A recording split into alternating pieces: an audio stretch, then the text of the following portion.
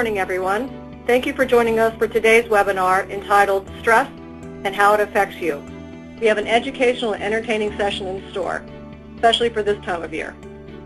Our presenter today is Brian Sanderoff. Brian is a pharmacist that used to own and operate 2 pharmacies in downtown Baltimore.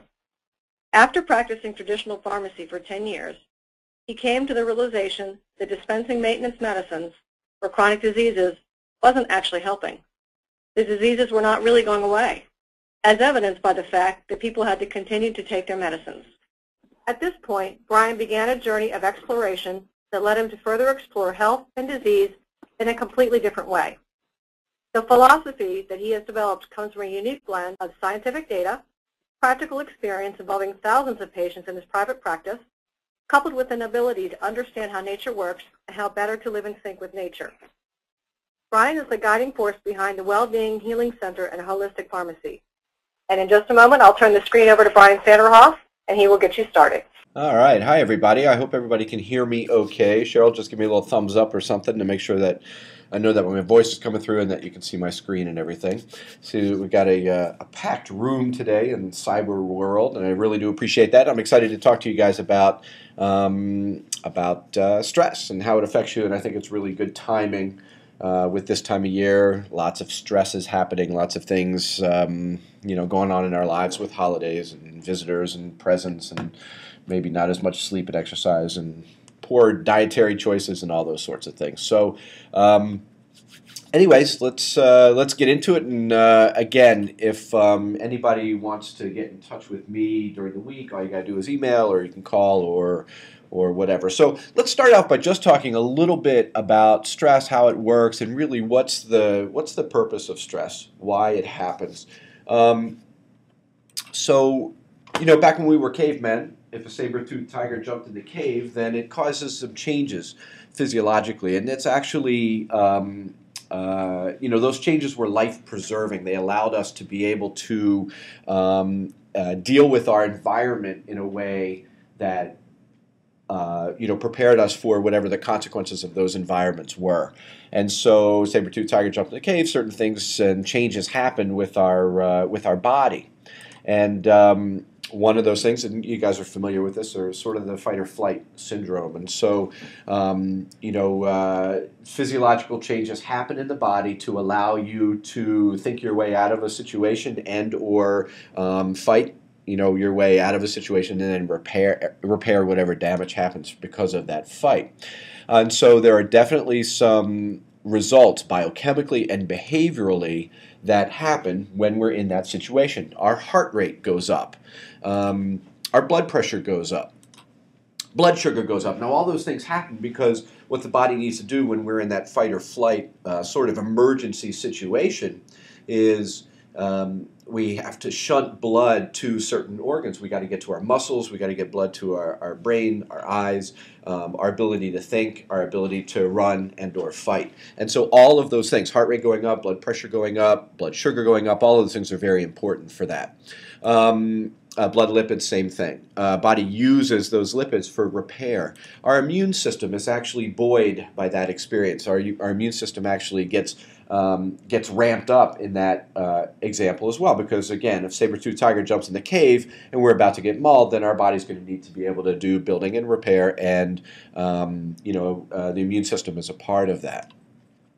The problem is that when the tiger leaves the cave, then all of those things come back to normal. Our blood rate goes back down, our heart rate, our blood pressure, our heart rate go back down. Blood lipids come back to normal, blood sugar goes back down, and our immune system, after being keyed up, goes back to normal and has sort of the opportunity to kind of regenerate. But what happens to us in our lives is the tiger never leaves the cave. And our bodies, biochemically, were never designed to handle chronic stress that way. What that means is blood pressure stays up, heart rate stays up, blood sugar in particular stays up. All sorts of biochemical changes happen that on a short term are actually life-preserving, but long term they're not life-preserving at all. Long term, those things are a problem. And a lot of the problems that we have in our in our chronic health quest for better health, meaning avoiding things like high blood pressure and diabetes and high cholesterol and blah blah blah. All those things are really related to this, and you have to understand that if through our millions of years of evolution, chronic stress is a relatively new phenomenon for us, and we have not had the ability to develop genetic changes that allow for that in a proper way. And so that's a big part of understanding stress and how chronic stress versus acute stress. So I want to go back to biochemistry here and talk about it. So when we're under stress, there are certain chemicals that are released, and those chemicals are what causes those changes in our body. And again, short term, those chemicals are life-preserving. Long term, when they constantly are being released because of our chronic stress, those chemicals end up becoming our enemy, or better put, end up becoming the harbingers and the cause of these physiological changes in our body. So one of those chemicals is adrenaline, and the other one, which is probably the more important one, is cortisol. And it's really key to understand cortisol, how cortisol works in the body, all the kinds of changes that it causes. So, and the story really goes to your adrenal glands. And so the adrenal glands, they sit right above your kidneys. And when you're under stress, the adrenals are what are responsible for creating those chemicals through a whole sort of cascade of events that ultimately leads to the adrenals kicking out adrenaline and cortisol. The results of too much cortisol, again, short term, they're all good positive results. Heart rate goes up, blood pressure goes up, blood sugar goes up. That's what leads to the body actually allowing for handling the stress appropriately, that environmental stress. But too much cortisol long term creates all sorts of problems in your body, and including the thinning of bones, including chronic blood sugar elevation, including laying down of fat and loss of muscle, all of those things that ultimately are the causes of the chronic disease that we're trying to avoid as we get older. So here's a little factoid for you guys. I thought it's kind of interesting. Did you know that anywhere from 75 to 90% of all visits to primary care physicians are in some way related to the adverse impact of psychosocial stress? So that means basically up to 90% of all the visits to the doctors is because of this chronic stress issue. That's why it's so important to really understand this. Now, as things always work in the body in a certain way, glands and glandular function are all very intimately interconnected. And so the adrenal gland is connected to other glands as well. And there's this thing that's known in functional medicine, which is called the HPA axis, and that stands for hypothalamus pituitary axis. And what it means is that when you're under stress, the response to that stress starts in your hypothalamus, which then instructs the pituitary to create some chemicals, which then affects the thyroid and how the thyroid functions. At the same time, that pituitary also affects the adrenals, which is the trigger to start to release that cortisol. So you're under stress, something happens, again, saber-tooth tiger jumps in our cave, the hypothalamus kicks out some hormones, tells the pituitary, hey, you got to go tell some other people what to do, and the pituitary then signals the adrenal to start kicking out cortisol and adrenaline, and then it also affects the thyroid. Now, this is really important, and I was just talking to a patient about this 10 minutes ago. It's really important to understand because there are a lot of people who, according to their blood work and according to how their bodies are working, have thyroid problems. And what does the doctor do? The doctor starts to treat the thyroid. And if you understand stress and its effect on the body properly, far and away the bigger issue with thyroid function is adrenal function and stress. And so when we treat the thyroid and we don't treat the adrenals and/or stress and how we're responding to things, the thyroid never gets better. And I have a ton of patients who are on thyroid medicines who start taking the medicine and don't notice any difference in how they feel.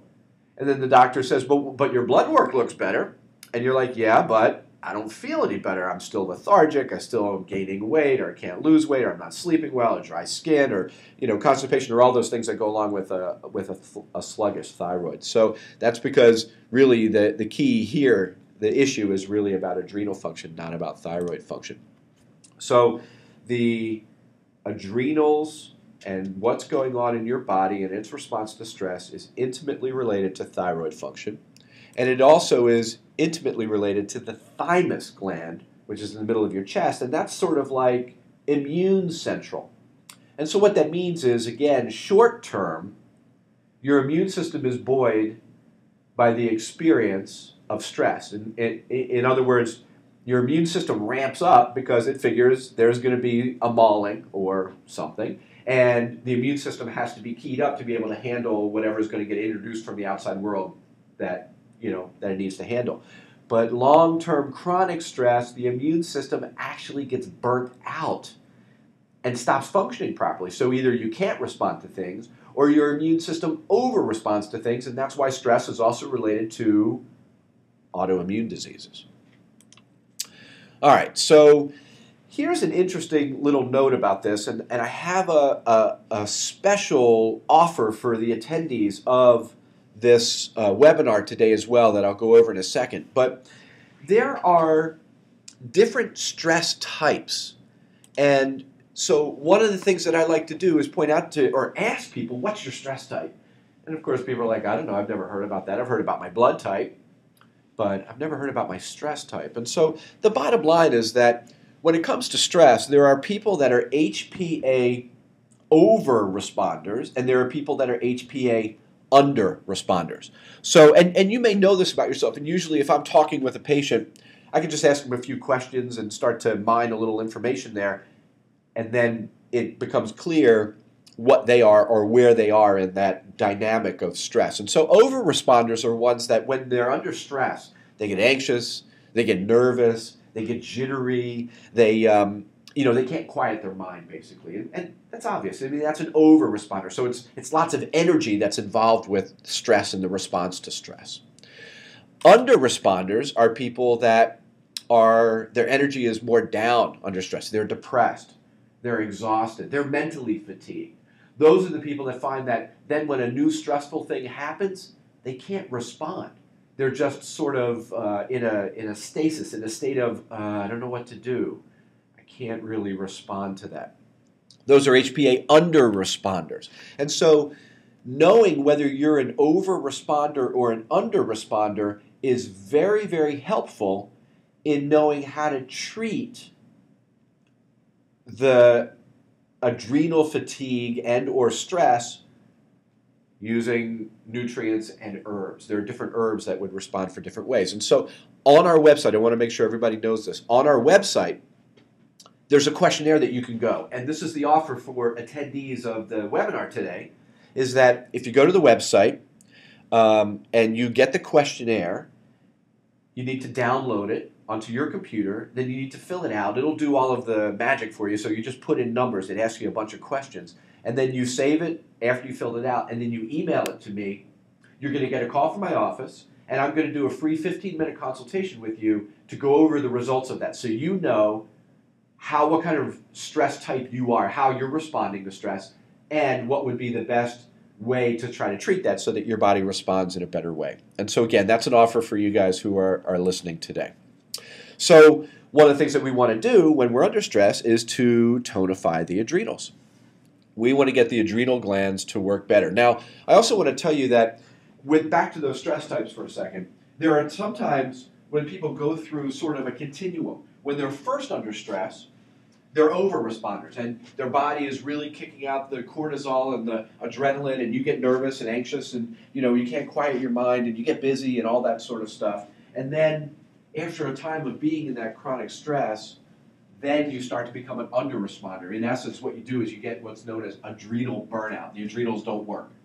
And when that happens, then you're exhausted, you're mentally fatigued, you can't make yourself move, and then you go from anxiety to depression. So there are times when I'm treating people that have chronic stress and they're exhausted and down, and we start to treat them, and then they start to move backwards on that same continuum, that same line. And what happens is they begin to get anxious and nervous or more energy, and then we change the treatment to then help the adrenals respond more appropriately now that you have the wherewithal to respond at all. And so sometimes we have to sort of move backwards along that sort of continuum or timeline to, to treat that. So that's the effects of on the adrenals. And so now we want to look at what we want to do to help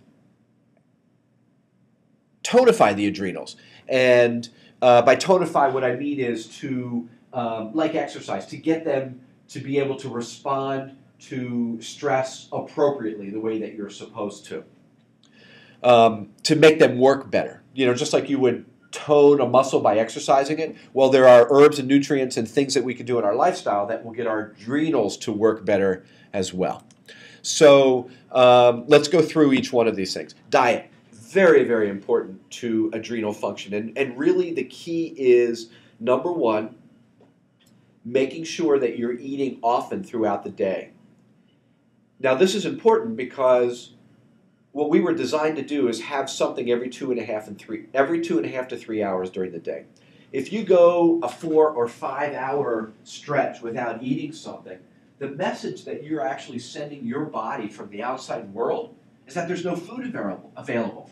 And your body remembers genetically what it was like to go through starvation, and it has very key mechanisms to respond to that. And so, as you can imagine, starvation is very stressful to your body. And so when you go too long of a period of time eating something, it's stressful, and the adrenals will respond. And so even though you don't realize, maybe life is smooth and easy for you. Maybe you've got all the money in the world, that all of your personal relationships are great, that there's nothing to worry about. You feel safe and secure in your life, and yet you're still showing the effects of stress. Well, it could just simply be your eating. Another key thing is that you have to eat your first meal within 45 minutes of when you wake up. Same reason. You wake up, you get moving around, you do your thing, you go to work, and then you eat something. It's been a couple hours since you woke up. Your body thinks there's no food available. And the body's response is the starvation response. And that's very stressful to the body, and it's one of those things that keeps the adrenals not functioning properly. The other thing is that we don't generally get enough protein earlier in the day. Put another way, we get too many processed and refined carbs earlier in the day. And so I'm a big proponent of making sure that that first meal has some protein involved in it. Now, for some people, that's just a handful of almonds. For some people, it's a 2-egg omelet with vegetables or a protein shake. But you will find that when you're under adrenal stress, protein in the mornings is very, very helpful for that. Okay, the next thing on there is exercise. And I'll just tell you that exercise is very important, and sometimes we do things the wrong way as far as exercise goes, because exercise can be tonifying to the adrenals, and it can also contribute to adrenal burnout if the exercise that we're choosing is too stressful for our body. So if you're an exercise guru and you're not getting proper nutrition, that exercise becomes stressful. I will tell you that if we go back to caveman times, we were not designed to go out and have some sort of aerobic activity for hours and hours. Our body was not designed to go out and basically run a marathon. If you went out as a caveman and you were getting that sort of exercise for that extended period of time, the message you're sending your body is that tiger that's chasing you won't stop chasing you. And your body will respond through the stress response as well. And you know that thing that runners get called runner's high? That actually is the biological mechanism that's preparing you to die. That's your body saying, in essence, wow, I've been running for 5 or 6 miles now at the same pace, and that lion that's chasing me won't stop chasing me, and so I'm going to up some endorphins because you're about to get mauled.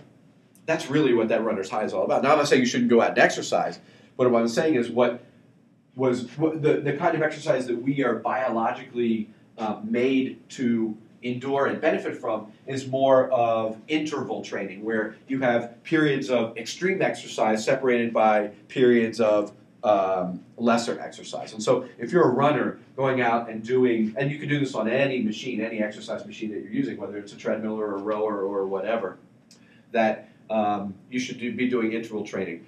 Bursts of extreme exercise separated by periods of much lesser exercise. Sleep, very, very important. And now, it seems obvious, okay, yeah, if I'm not getting my sleep, then obviously I'm not regenerating, repairing, but it's a little bit more complicated than that even. It's not just the number of hours of sleep that you're getting, but when you're getting them as well, because again, living in sync with nature, your body will regenerate and repair most efficiently when you are asleep between the hours of 10 p.m. and 2 a.m. That's key time for your body to regenerate and repair. And so those of us who stay up till midnight or 1 o'clock, we may still get our 8 hours of sleep, or maybe only 6 if that's all you need, and you don't get the same benefit. And so if you only get 6 hours of sleep at night, that's all you need. If you got those 6 hours from 10 to 4, your body would benefit much differently than from 12 to 6. And I would encourage you to experiment with that if that's the boat that you're in. I'll also tell you, and I love to mention this, very, very important to understand, sleep apnea, which basically is your body not getting enough oxygen while you're sleeping for whatever reason, whether you're overweight or you're snoring or your windpipe is sort of shutting down or your tongue is slipping in the back of your throat and you go through these periods of not breathing, is extremely stressful to your body. And oftentimes people that have sleep apnea, when that problem gets fixed, however it gets fixed, blood pressure goes down, blood sugar goes down, cholesterol, gets better. All sorts of physiological changes happen when you start to get proper oxygen while you're sleeping. And so if you think that you do have sleep apnea, or you or your spouse or your partner is a big snorer or whatever, trying to fix that problem can be very, very helpful ultimately in adrenal function and stress. And then there are a whole host of supplements that can also be very, very helpful in your body responding to and recovering from stress. I know Cheryl mentioned in the intro there that you're welcome to type in questions. And so as I'm going along, if there's something that you have a question about or something I didn't make clear, then please do type in that question and it'll get to me and I'll be able to see it and answer it for you right then and there. So what are the important nutrients that I'm talking about here? Well, first of all, I got to tell you that take a step back and let's talk about genetics for a second, because the whole thing with adrenals, adrenal stress, cortisol, the release of cortisol, the way it affects us is that creates the situation where our genetic weaknesses get exposed, if you want to put it that way. So what that means is if your parents, and I've talked about this in past webinars as well, if your parents had some sort of disease like diabetes, what it means is that you are more susceptible to having diabetes. That's sort of like your genetic weakness. Whether that weakness ever gets shown or not depends on how you bathe your genes and your experiences, diet, exercise, lifestyle, and coping mechanisms. And this is the coping mechanism part of it. Diet and exercise as well. So if you have a genetic tendency towards something, you are more likely to exhibit that genetic tendency because of the release of cortisol, the chronic release of cortisol and chronic stress. And so if you are to have a family history of X, osteoporosis, and you're under a lot of stress, it's more likely for your genetics to express themselves in a way that allows for that osteoporosis to happen. This is why all of us can respond differently to stress. That's based on our genetics. And so if I'm under stress, chronic stress that isn't getting treated, I might end up with depression. Someone else might end up with osteoporosis. Someone else might end up with diabetes. Someone else might end up with anxiety. Someone else might end up with gut issues that ultimately could lead to Crohn's or irritable bowel. All from the stress and how our genes responded to it. The reason I went into that little teaching about that is that because there are two nutrients that are really, really important in getting your genes to express themselves in a different way. And those are those two nutrients that you see on the screen right now, vitamin D and fish oil. Both of those are very, very important. And so, I did a whole webinar on vitamin D. I know we've got someone, I think we've got one on the schedule for fish oil as well at some point. Very, very important to be on those two nutrients, and this is exactly why. Other nutrients that are important. Well, if we were talking about thyroid function, getting thyroid to function properly, those things are very important. Iodine, selenium, zinc, and vitamin E. Now, the selenium, zinc, and vitamin E, usually I would prefer to have people take them through getting a good multivitamin. And a good multivitamin should give you adequate nutrients of those, plus everything else across the board. Iodine's a little bit of a different story. General multivitamins don't give you enough iodine. They have a tendency to just give you the RDA, recommended daily allowance, which really, RDA really stands for ridiculous dietary assumptions. And so generally, if you do have a problem with iodine, you need to take much higher dosages than you can get in a multivitamin. And so there's a very specific product called iodoral that we will use with people that is a much higher dose. I wrote a really good article about iodine and how important it is and why we end up not getting enough of it. And so that's on the website, again, wellbeinggps.com. Go to the article section and you'll find the article on iodine if you're interested in that. And then the B vitamins are very, very important for adrenal function, for thyroid function, for every function in your body. And again, it's rare that I say to somebody, hey, I want you to take this much of this B and this much of that B. I want to see people get appropriate dosages of Bs from a good multi. By the way, Centrum, 1 a day, those are not good multis. They do not give you adequate amounts of any of those nutrients that we just talked about, and not in the proper form as well. And then there's the whole herbal part of this. Now there's a category of herbs which are known as adaptogens. And what that means is these herbs sort of pre-adapt you to stress. And that's exactly what we need help with. And so there are herbs that help support adrenal function. There are herbs that you've heard of, like ginseng and licorice, maybe other ones that you've never heard of, or like Arctic root, holy basil, ashwagandha, schizandra, Arctic. I mean, there's just a million of them. I'll also tell you that I think it's very, very interesting that most of these herbs grow in areas that are stressful to live in. Most of these herbs grow in climates that are very stressful to your body and are tough on your adrenals. So where do you think Arctic root grows in? The Arctic. Ginseng comes from Siberia, Russia, where the environment and the weather are very tough to deal with. And so it's just an example of how smart nature is and how nature will supply you with what you need to be in that part of the world. So there's a whole bunch of different herbs. And they have different effects for different situations. And again, that's where the stress type comes in. So if you are an over-responder, then we don't want to give you an herb that's too lifting.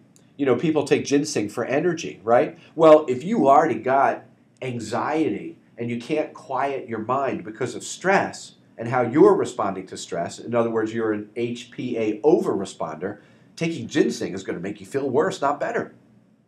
And just the opposite is true as well.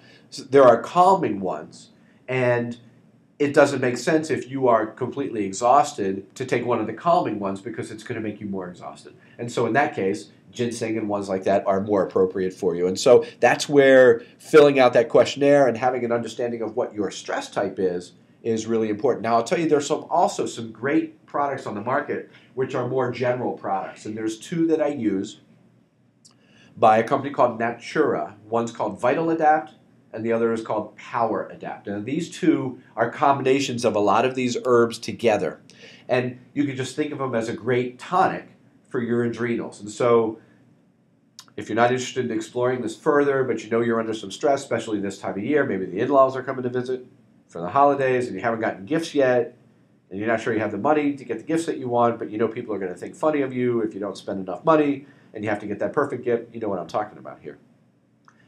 Taking some Vital Adapt as you go through this season is a great way of just giving yourself a general tonic that'll make you feel better. The difference between Vital Adapt and Power Adapt is that the Power Adapt is a more immediate, got to do something now formula, and the Vital Adapt is more of a continuous formula to take to, tonify. And honestly, I don't know anybody in our society who isn't under stress. For whatever reason, whether it's real or perceived, doesn't matter. When we're under stress, and our body responds that way, even if it's all in our head. And the physiological responses, all those things that I talked about earlier. And so those two formulas can be helpful. And I use them a lot for people. And I would love to help people evaluate further what their stress type is so that we can be more specific if that's what you'd like to do. And again, that's what that questionnaire is all about. Got a question that said, would you take the Power Adapt for a long period of time or just periodically? My experience with the Power Adapt is it's more of an immediate now kind of thing. And so what I typically will do with patients is if they come in and they're like, oh my God, my boss is driving me crazy, and my husband and the kids, I'll get them on Power Adapt. As they start to feel better after a month or two, then we'll step down to the Vital Adapt to continue that. And sometimes it's not that bad. Maybe you're just an exerciser. Maybe you're burning the candle at both ends because of work. Maybe the Vital Adapt will do it for you. So we kind of go back and forth between those things if need be. And there would be no harm in doing Power Adapt continuously, but my experience is that we can usually step down once we've instituted some of these changes. I have to go back for a second because I just realized when I talked about diet and adrenal function, one thing I forgot to mention is that there are things that we do in our diet that aren't good for our adrenals. I talked about food, making sure you're eating properly, getting proteins. Well, there are some things that beat up adrenal function. I want to make sure I mention those as well. Caffeine is probably the worst thing that you can do. Now, those of us who use caffeine and use it regularly understand that we sort of get a lift from it. And that's because it causes the release of some adrenaline and some cortisol, and that gives us a little energy. But what we don't realize is that it's a loan shark on that energy. That as you increase, as you get those little bumps in energy, what you're not realizing is that your baseline is starting from a more and more depleted state. And that's why when you drink coffee, go back to remember when you first started drinking coffee, it was just 1 cup in the morning, that's all you needed. And then it became 2 cups, and then it became 3 cups, and then it became a pot all day long. And that's because you're, further depleting your adrenals. And so avoiding caffeine is also very, very helpful. Now, I don't want any of you to listen to what I just said and go out of this and say, hey, I'm not going to drink caffeine anymore, or I'm not going to have caffeine in my diet anymore, and stop at cold turkey. Because if you do, you'll call me in 2 days and tell me you have the worst headache in your life, and you'll hate me. I don't like people to hate me. And so if you are on caffeine and you realize that it's a problem or not optimal for you, then over a 3 or 4 week period, slowly cut down on it. All right. So, and then the underlying key to all of this is learning to interact with our environment in a different way. Life does not have to be stressful for us, regardless of what our situation is. And so here's a little illustration of this. I want you to imagine that we have a roller coaster, and we have 2 people who are going to go on that roller coaster ride. One person absolutely loves the roller coaster, so they go on that ride, and they love it. Now, while they're on that ride, their adrenals are kicking out cortisol, and you know what? Their blood pressure goes up, and their heart rate goes up, and their immune system is buoyed, and they endorphins are created. And then when they get off that ride, because it was exhilarating for them, what happens is then they go back to normal, and their blood pressure goes down, their heart rate goes down, maybe even lower than when they started, and their immune system is sort of exercised but not burnt out. And so for them, it's a completely positive experience. We have another person who is going to go on the roller coaster and absolutely, it's a white knuckle experience. Scares them to death. So they go on that, their anticipation of going on that, already their blood pressure and their heart rate goes up, their immune system again gets buoyed. But they get off that ride and they think that they just, experienced a life-threatening experience. Their heart rate doesn't go down. It stays up. Their blood pressure stays up. Their blood sugar stays up. Their immune system eventually will get, sort of burnt out from having that experience. Here's the interesting part of this illustration. That roller coaster ride was the same for each one of those people. The ride was not different. It was their relationship to the ride that really was the issue here. And that's the way it is in our lives. I get people who come into my office and sit down all day long and tell me it's their bosses or their husbands or their wives or their kids or their families. And then they go out and they get new bosses and new husbands and wives and kids and families, and none of it changes because it isn't really that. It's how they're responding to that. The roller coaster ride of your life will be your roller coaster ride. The key here isn't necessarily to stop riding or to find a different roller coaster to go on. The key here is to learn to relate to your roller coaster in a different way. So, one thing that I ask people to do as they're struggling with these issues is just to keep reminding themselves that they have everything that they need. And this goes back to a law of nature that has to do with how we interact with that larger consciousness of life, that intelligence to the universe. Whether we call that God or nature or spirit or whatever, doesn't matter. That's just semantics. That intelligence to the universe, however we communicate with it, is the same way it communicates to us. And the words want and need are very powerful verbs. And so when we tell the universe what we want and what we need, the universe just shakes its head and says, yes, that's what you want, that's what you need. When you tell the universe that you have everything that you need, then the universe shakes its head and says, yes, you have everything that you need. And that is a really good mechanism to remind yourself of when you're in stressful times. So if you're driving around in the car and you're thinking about, wow, I hate my boss, and I don't have any money, and we got a bill that's due, and blah blah blah, or the in-laws are coming to visit and I hate that, whatever it is, just take an energetic step back and remind yourself that you have everything that you need. And when you do that, you're going to find that your biochemical response to whatever it is that's stressing you will start to change, and you'll feel different about it. So that's a good thing to do. The last thing that I want to go through with you is a quick meditation technique that seems to be very helpful for us, especially in the Western world here. I know people that do transcendental meditation, and it's a very strict discipline, 20 minutes twice a day without fail. And I know that for many of us in our lives and our culture, that just doesn't work. And so I'm going to give you a quick mechanism to do some meditation, and I can guarantee you that if you would do this 5 minutes every morning before you start your day, you will find that your day starts to go differently, that you are just completely in sync with the universe and everything around you, and you're going to find that your relationship with your environment and how you respond to your environment starts to change. And so I would really encourage you to take this to heart, give it a try, and see what you do. And it has to do with breathing. And so the first thing I want you to do is recognize whether you're breathing properly or not. I know that sounds funny, but I will tell you that many of us do not breathe the way we're supposed to. When you take, so while you're sitting here, wherever you are, I want you to sit down. I want you to put both feet on the floor, and I want you to put your hand on your belly, and I want you to take a big, deep breath in. Do it right now. Big breath in. And I want you to be observant of what happened to your hand. When you take a deep breath in, what's supposed to happen is the muscles in your stomach are supposed to pull your diaphragm down, which then helps the lungs expand and draw in air. And when that happens, your belly is actually supposed to go out. So try it again. Take that deep breath in and tell me what happens to your hand, or notice what happens to your hand. If your hand goes out like your belly's expanding, like you got fat, that's proper breathing. For many of us, we do the opposite. We go, and our belly actually goes in. That's called chest breathing, not belly breathing. And number one, you're not expanding your belly properly. And number two, you're not taking in the environment the way that nature intended for you to. So number one is learn to breathe properly.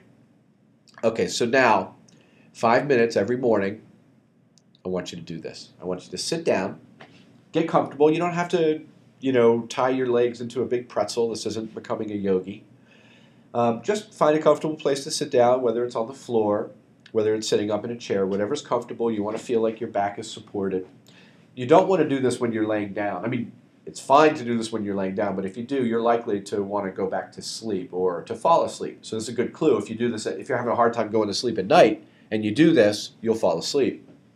But if you're doing it in the morning to get started for your day, find a place to sit, make it quiet, make it where you're not going to get disturbed by other noises and everything. And I just want you to sit and breathe slowly in and out through your nose. The tip of your tongue should be lightly resting on the inside of your upper teeth, of your upper front teeth. And you just take a slow, deep breath in and out. And in your head, you're going to count that breath. And you're going to count 1. Not saying out loud, just in your head. So you're going to go in, out, 1.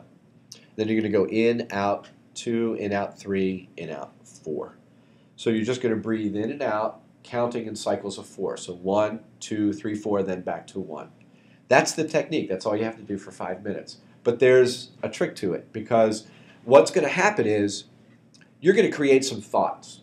You can't stop yourself from creating thoughts any more than you could stop traffic on a busy highway at rush hour. But what you can do, if those thoughts are your cars, what you can do is agree to yourself that you're not going to get in any of those cars and go for a ride. So you can have a thought, and then just recognize the thought, let it go, get back to your breathing, get back to your counting. So I'm going to tell you, if you guys take this seriously, and you say, all right, tomorrow morning I'm going to do this when I wake up, before I get my day started, I'm going to tell you exactly what's going to happen. You're going to get comfortable, you're going to sit, you're going to breathe in, out, you're going to say 1. You're going to breathe in, and before you even get to 2, here comes the first thought. I'm just going to tell you what that first thought is going to be. Oh, that Brian, what an idiot. He doesn't know what he's talking about. So this is what you do. You say, all right, there's a thought. You can even categorize it if you want to say that was a judgment. And then you're going to say, I'm going to let it go. I'm not going to get in a car and go for a ride. I'm not going to say, yeah, that Brian, what an ugly guy that is. I really hate him. Or whatever. Don't get in the car and go for a ride. Just let it go. Get back to breathing. Start over again. In, out, 1. In, out. Before you get to 2 again, here comes the next thought. Oh, my back's not comfortable. I'm noticing that I have a cramp in my back. I'm going to go get a pillow. I'm going to put it. No, you don't want to do that. That's getting in a car and going for a ride. Just say, all right, my back's uncomfortable. Back to my breathing. In, out, 1. And as you practice this is what I call meditation practice. As you practice this, you will find that you're able to get through a couple of 1, 2, 3, 4s, 1, 2, 3, 4s before a thought comes, and you're able to just let it go, just like the traffic on the highway, just let it go past you. And before you know it, you're going to find that the traffic actually starting to thin out. And the magic of this is that when you open your eyes and you get started with your day, you're just going to find that you are more in sync with your day, that everything happens the way it's supposed to, and that your response to the environment will be different than it would have been. And the biochemical response from your old response to the environment is different than your new ones. That will affect genetic expression, and you make yourself much less likely to end up with those diseases that your parents do, and or however stress is bothering you. So that's it. 5 minutes every day. And the other thing I usually tell people is, don't set a clock. You have an internal clock that works really good. So sit down and do it. And just say to yourself, I'm going to do it for 5 minutes. If you open your eyes and it was 4 minutes, great. If it was 6 minutes, great. My other experience is that people start to then do this more times during the day and do it for longer periods of time because it feels so good and it has such a great benefit. So that's a little 5-minute primer on meditation. So again, I just want to remind people that don't forget to check the website, wellbeinggps.com. You can find past recordings of webinars. Here Comes the Flu was one that we did. Vitamin D, Fact or Fiction. You're going to find that we're putting up more webinars, almost like podcasts, because I've got my schedule set up for the entire 2012 year. And I've already got more topics that I want to do. So in the next couple weeks, you're likely to see a new one come up that has to do with sports nutrition, because it's a topic that we don't have, but I think it's important. So you can just check back there every so often and you'll find new ones. The other interesting or exciting news about the webinars is that starting in January, we're going to do 2 a month on the same week like we normally do, but we're going to change the time of one of them. So one of them will be during the day, and the next one will be in the evening so that more people can participate if it's convenient for them more in the evening than it is during the day. So excited about that as well. I want to thank everybody for joining us, and please feel free to find that questionnaire on the website and fill it out.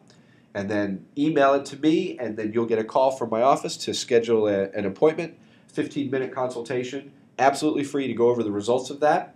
And that, we do that on the phone, we do that with people in person, we do that by Skype, and so whatever works for you technology-wise is how we'll do that. And I want to thank Cheryl and Becky for all of their hard work in getting this webinar put together. And Cheryl, I'm going to turn it back over to you. Okay, everyone, thanks for attending once again. I encourage you to check out Brian's website at www.wellbeinggps.com. There is a whole host of information on there for you, articles, suggestions, and Brian's always available. If you click on the Contact Us button, he's a wealth of knowledge as you have already figured out. And again, you can contact us if you have any questions, and I hope you guys have a great day. Thanks for listening. Bye-bye.